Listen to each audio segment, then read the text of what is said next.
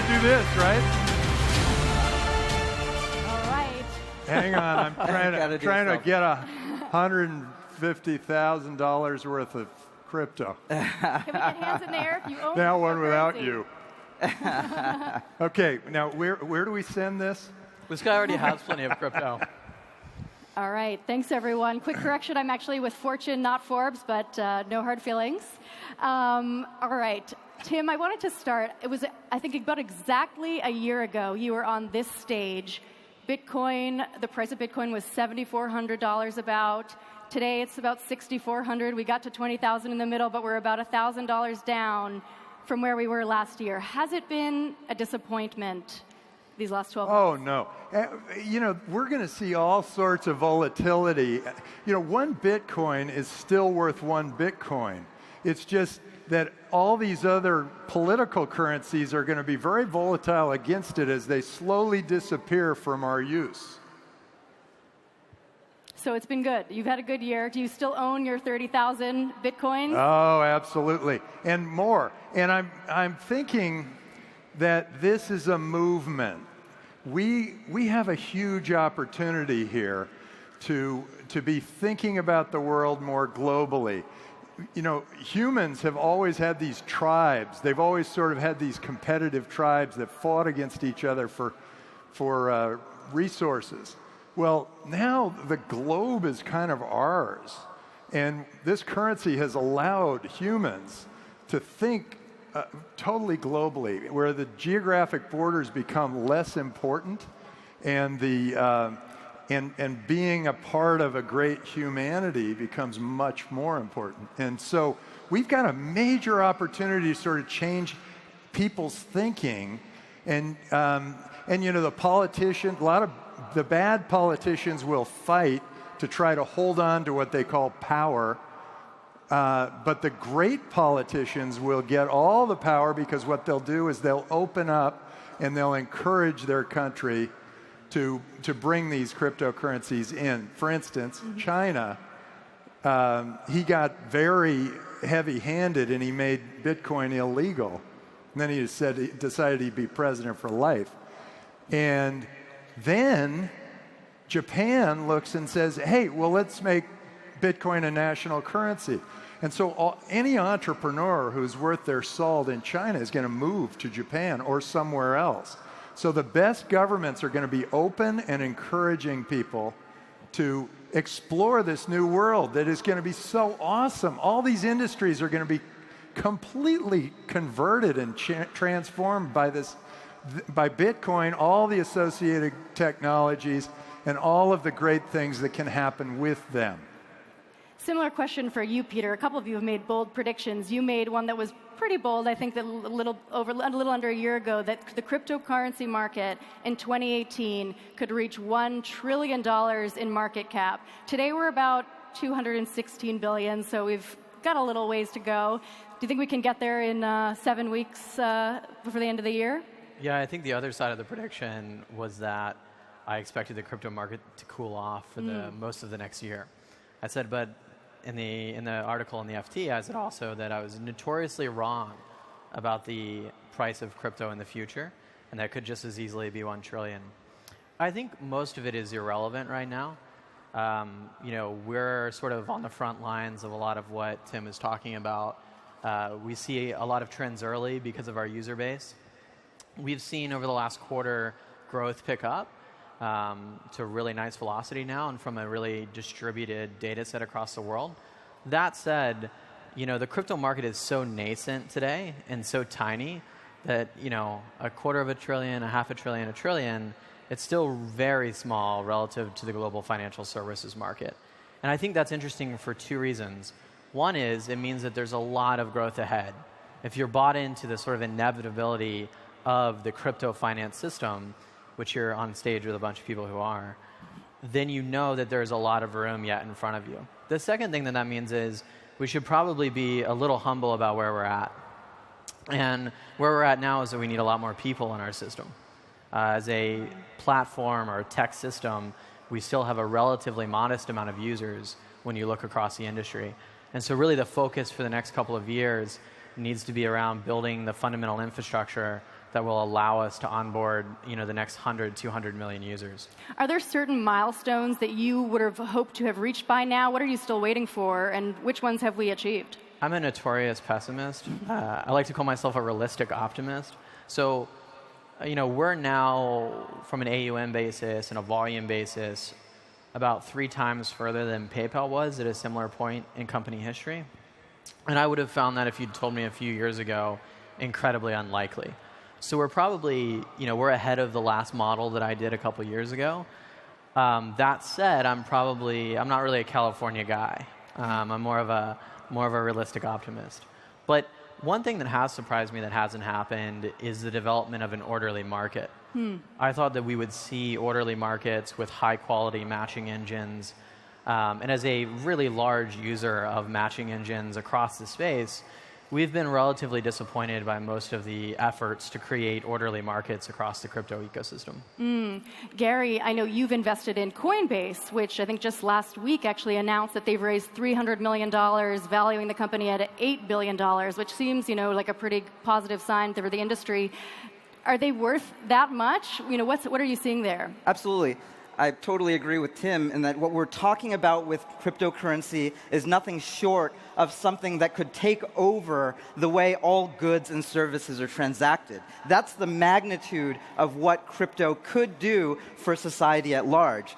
One of the largest narratives in tech broadly is the rise of mega tech. Google, Facebook, these companies have incredible power, and it's incredibly centralized. And as a part of the tech community, we've been a part of centralizing that power in the hands of these corporations. And so what decentralization actually means is let's take that power and let's bring it back to the people. And that's why I'm truly excited about what Coinbase could do, but broadly crypto in general. Let's bring the power of software back to the masses. On the flip side, though, now that you do have these big exchanges, Coinbase talking, they may go public one day. You have big institutions that are fairly centralized in this space. Is that a concern? Does that run counter to this whole ideal of decentralization? Yeah, what's the point of going public? You've got a big open world out there. The public markets have been so restrictive that it hurts companies. So Coinbase should probably stay private for as long as they possibly can before it's big. Before it's so big that people already say, "Hey, you're already public." Yeah, these markets are fractal because one of the biggest possible markets for decentralized markets is actually the financial world. This idea of security tokens, and Stellar is, one of those out there that is built by default, to actually support something like security tokens. Yeah, I think, it is an irony that you have sort of a heavy degree of centralization of users in the crypto space. The users of a couple entities generate most of the transaction volume in our space. That said, I think it really comes down to how those businesses are built. So in our case, we give every single user their own private key, which means every user is a direct part of the crypto network that they're using, which means they're not just part of it from a security standpoint, they're part of it from a governance standpoint as well. So that's radically different than, for example, a company that centralizes all the coins into one place. The other thing that I would mention that I think is particularly interesting as we look across the industry is this whole idea of will crypto companies go public? And my guess is the only crypto companies that will go public are crypto companies that either have a high need of capital, so you're looking at mining companies, or companies that have a cap table that's at least 50% investors. Because these venture funds, the sort of early pioneers of crypto, the venture funds are very much not structured in a way to take the proceeds of an ICO or of a network token or of anything like that. And so I think a lot of those early companies are going to be put under a lot of pressure to go public, despite the fact that it won't make a whole lot of sense. Yeah, that said, I think Coinbase will be $1 trillion business. It's not, $7 billion sounds pretty cheap based on what it could potentially do if all of, why we aren't all just going and creating Bitcoin, put together a wallet, just go do it so that you get the feel for it, because it's so much better than what we have today. We have these political currencies. What's the point? Why do we even trust currencies that are determined by some weird political party or another? I mean, this is very clear if you're in Nigeria or Argentina or Venezuela. It's not as clear here, but it is true that central banks basically print money whenever they feel like it for whatever reason they want it. And here's suddenly some currency that is apolitical, totally global, totally open. And as we move away from these, as it's easier to use these, to use Bitcoin to pay for your news or for whatever it is that you pay your coffee. As soon as it's easier to do that, then it becomes where you make a choice and you say, do I want a currency that's tied to some political force, or do I want one that's open and decentralized and frictionless and global? It's going to be an easy choice. And we need to drive that choice. We need to push for that choice.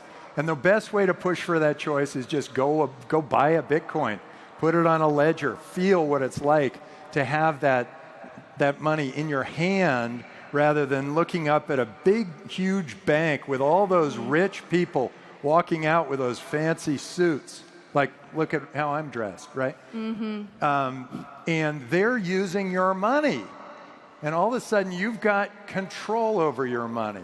But let's just a whole new to take it way back of from there, operating. a lot of what I think is interesting about the crypto market is the way that it generates choice for people. Mm-hmm. So clearly, Tim is very passionate about the libertarian money ideal, which as a libertarian I can identify with.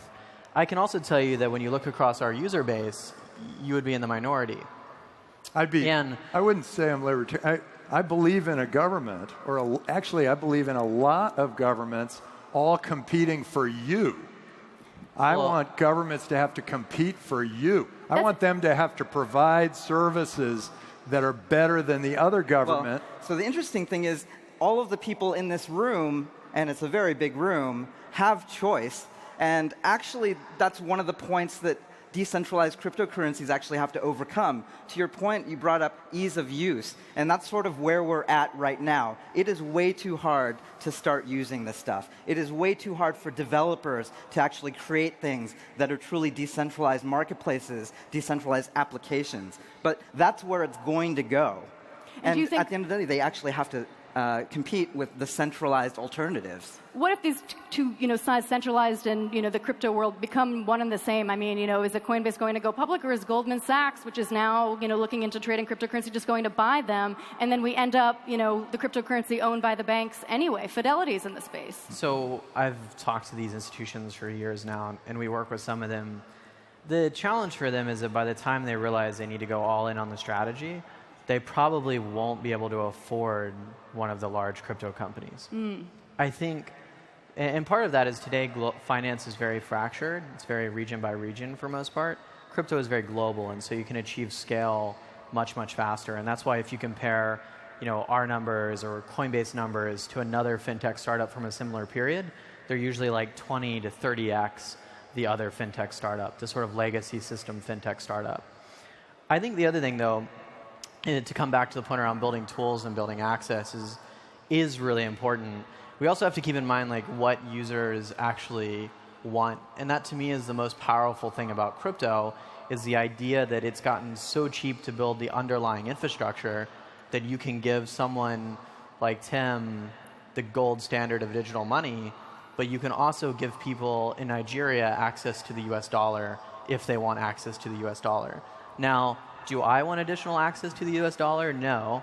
My personal portfolio is overly levered crypto, and I think that's the right way to be as an individual right now.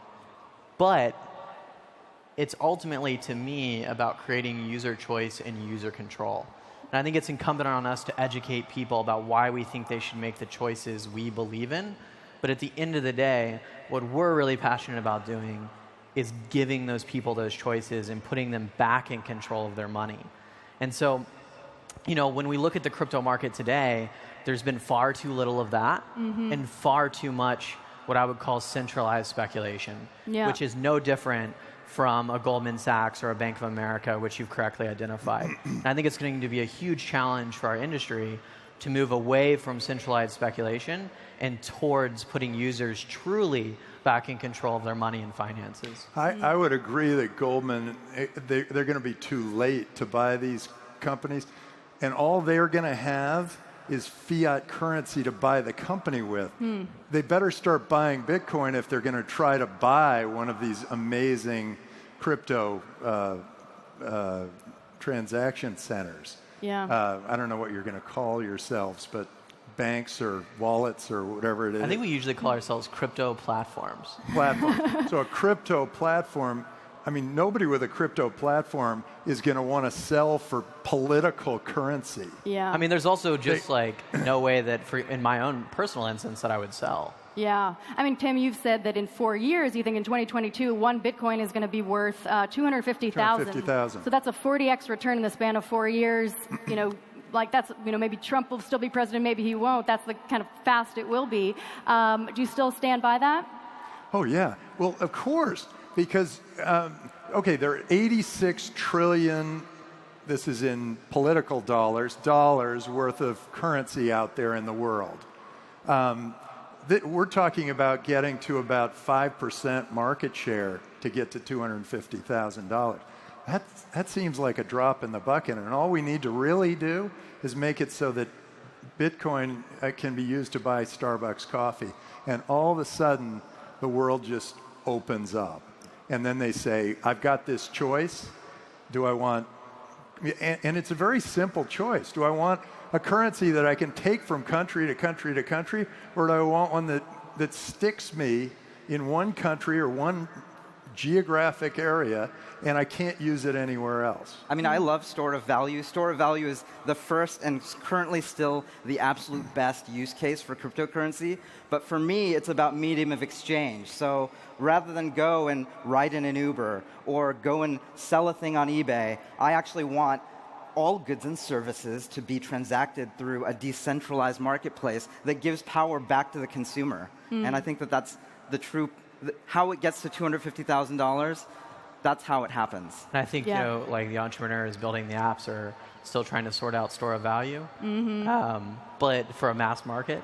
I will say, though, what's interesting about the crypto market is that thesis around store of value has become obvious to people outside of the G7 much faster than people in the G7. So because inflation is so controlled in the US, people don't realize they're becoming poorer every day. Same in the Eurozone.